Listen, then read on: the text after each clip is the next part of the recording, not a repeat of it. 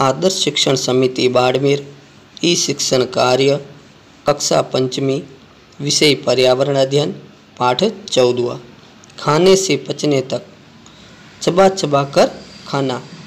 विद्यालय के मध्याह्न के दौरान रजत जल्दी जल्दी बिना चबाए ही भोजन निगल रहा था, जबकि नेहल बड़े आराम से चबा चबा कर खा रही थी। नेहल ने रजत को टोकते हुए कहा, चबा चबा कर खाने के लिए कहा।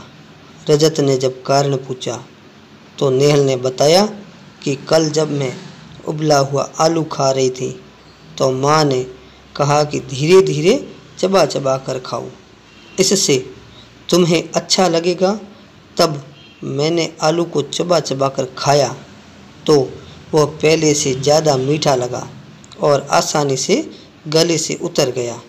पास ही खड़े शिक्षक ने बताया कि भोजन को धीरे धीरे अच्छी तरह चबा चबा कर खाना चाहिए, जिससे भोजन में लार मिल जाती है, जो भोजन को चिकना व पेस्ट की तरह लसलसा बना देती है और मुंह में बनने वाली यह लार भोजन में मौजूद स्टार्च को ग्लूकोज में बदल देती है और इसी ग्लूकोज से भोजन मीठा लगने लगता है। मुंह से भोजन का पाचन शुरू होता है। अब सोचिए और लिखिए, हमें भोजन करते समय रोटी के कोर छोटे छोटे क्यों लेने चाहिए, ताकि वह आसानी से निगल सके। इसलिए हमें छोटे छोटे कोर लेने चाहिए। अगला प्रश्न, भोजन को चबाना क्यों आवश्यक है? अब जैसा कि शिक्षक ने बताया था कि धीरे धीरे अच्छी तरह चबाने से भोजन में हमारी लार मिल जाती है और भोजन चिकना व पेस्ट की तरह लसलसा हो जाता है, जिससे वह स्टार्च और ग्लूकोज की मात्रा में बदल देता है और भोजन मीठा लगने लगता है, जिससे उसकी पाचन शक्ति सही रहती है।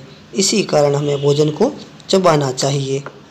अब देखिए, हमारे पाचन तंत्र का एक चित्र है, जिसमें जब हम भोजन करते हैं तब ये हमारा मुंह, भोजन के दौरान मुंह में हम भोजन करते हैं और सीधा ग्रसिका के अंदर जाता है और ग्रसिका नली से हमारे पास आमाशय में ये भोजन पहुंच जाता है और आमाशय से लगाकर, जैसा ये तीर का निशान आप देख रहे हैं, कि हमारी आंत में यह भोजन पहुंच जाता है और यह हमारा है पाचन तंत्र का चित्र।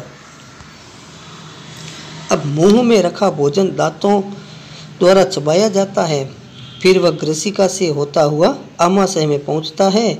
जब से यह छोटी आंत से बड़ी आंत में जाता है, आमाशय व आंत में पाचन रसों द्वारा भोजन पचाया जाता है और अपचित भोजन मलाशय में एकत्रित होकर बाहर त्याग दिया जाता है। अब देखिए, ऊपर जो चित्र दिया था उसे देखकर आपको बताना है कि हमारे पाचन तंत्र के प्रमुख अंग कौन कौन से हैं। जो आपने 4 अंग देखे थे, सबसे पहला मुंह, ग्रसिका, आमाशय और आंत। दूसरा प्रश्न है कि मुंह में रखा भोजन आमाशय तक पहुंचते पहुंचते कैसा हो जाता है। अब देखिए, मुंह में रखा भोजन ये अपने आमाशय तक पहुंचते पहुंचते कैसा हो जाता है, लसलसा हो जाता है। अब आगे सोचिए और बताइए, क्या आपने किसी को यह कहते सुना है, मेरे पेट में चूहे कूद रहे हैं? यह कथन का क्या आशय है? इस कथन का मतलब है कि हमें भूख लगी है। आपको भूख का एहसास कब होता है? जब हमें कमजोरी महसूस होने लगती है, तब हमें भूख का एहसास होता है। अगला प्रश्न, अगर आपको एक दिन खाना नहीं मिले तो क्या होगा? अब सीधी सी बात है कि अगर हमें एक दिन भोजन नहीं मिलेगा तो हमारे में कमजोरी महसूस होगी। और बीमार होने पर ग्लूकोज पानी में घोलकर क्यों दिया जाता है? बहुत ही अच्छा प्रश्न है कि बीमार होने पर ग्लूकोज पानी में घोलकर इसलिए दिया जाता है कि हमें तुरंत ऊर्जा मिल सके, जिसे अंग्रेजी में एनर्जी कहते हैं। अगला अपना टॉपिक है कि ग्लूकोज से तुरंत ऊर्जा। जब हमें भोजन किए हुए 4 से 5 घंटे हो जाते हैं तो हमें भूख लगती है, क्योंकि हमारे द्वारा खाया हुआ भोजन पच जाता है और भोजन से हमें ऊर्जा मिलती है। यदि हम पूरे दिन खाना नहीं खाते हैं तो कमज़ोरी महसूस होने लगती है। और रजत एक बार बीमार होने पर अस्पताल गया। वहाँ उसने देखा कि बेड पर सो रहे बीमार व्यक्ति के हाथ में नली लगी हुई थी और पास में ही एक प्लास्टिक की बोतल पर पानी जैसा पदार्थ भरा हुआ था। यह बोतल नली के साथ जुड़ा हुआ था।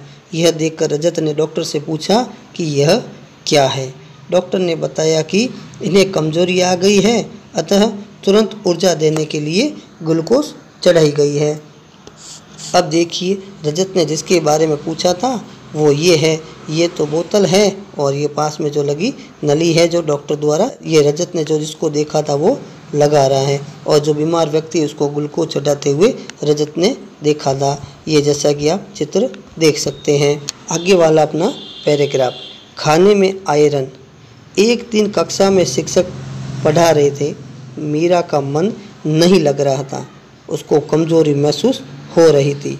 उसको सांस लेने में परेशानी हो रही थी। बार बार होठों पर जीभ फिरा रही थी।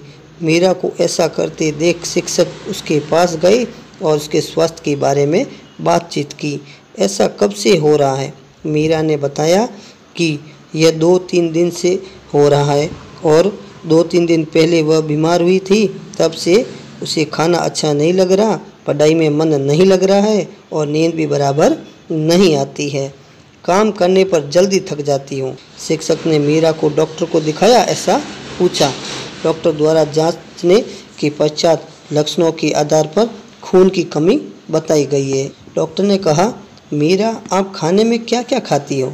मीरा ने कहा, रोटी खाती हूँ, प्याज खाती हूँ और नमकीन भी खाती हूँ। डॉक्टर ने कहा, हरी सब्जी, खजूर, चने आदि नहीं खाती हैं क्या?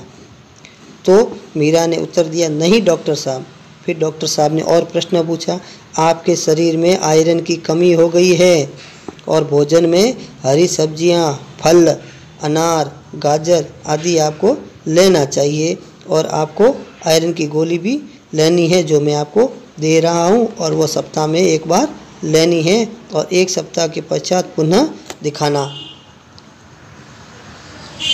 मीरा, अरे ये गोली तो हमें स्कूल में भी देते हैं।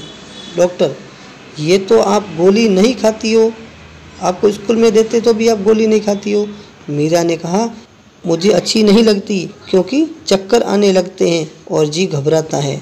डॉक्टर ने कहा, आपके शरीर में खून की कमी यानी एनीमिया हो गया है और इस आयरन की गोली को खाली पेट नहीं लेना चाहिए, इसे खाना खाने के आधे घंटे के बाद लेना चाहिए। तो मीरा ने कहा, डॉक्टर साहब इस गोली का पूरा नाम बताइए।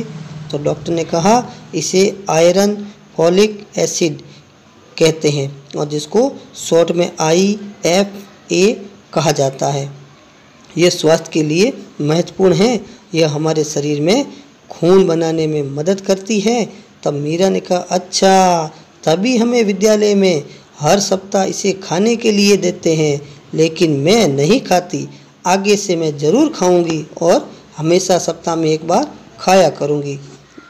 तब डॉक्टर ने कहा कि गोली के साथ साथ खाने पर भी ध्यान देना चाहिए।